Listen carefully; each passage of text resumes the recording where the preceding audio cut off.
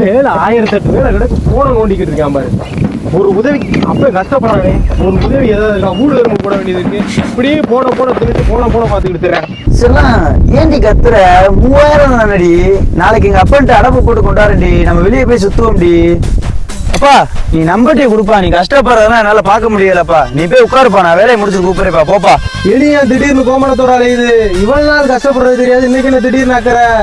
நீ படுற கஷ்டத்தை என்னால பாக்க முடியலப்பா. கொடுப்பா, நான் பாக்குறேப்பா. இந்த ஈரவங்க எல்லாம் இருக்கட்டும், உனக்கு என்ன இப்ப காரியம் ஆகணும்னு சொல்லு ஃபர்ஸ்ட். ஒரு 3000 ரூபாய் தேவைப்படுதுப்பா. அட பிச்சைக்காரனுக்கு பிறந்த பிச்சைக்காரனே. அது சரிதான், நான் பிச்சைக்காரனுக்கு பிறந்த வந்தேன்.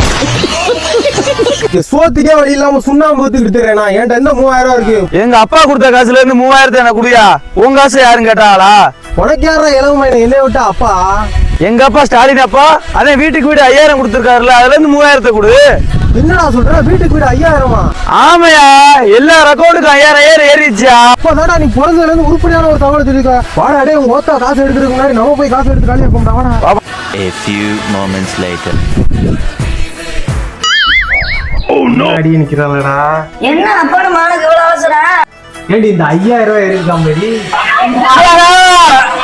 5000 ஆத்தாளுக்கு காணிக்கையா கொடுத்துட்டேன் பாருங்க. எந்த ஆத்தாளுக்கு? காளி ஆத்தாளுக்கா மாரி ஆத்தாளுக்கா? அந்த ஆத்தாளுக்குன்னா இல்ல பாருங்க, உன்னை பத்த இந்த ஆத்தாளுக்கு தாண்டா. 5000 தீந்துருச்சுடா, காணிக்கையா போயிருச்சுடா.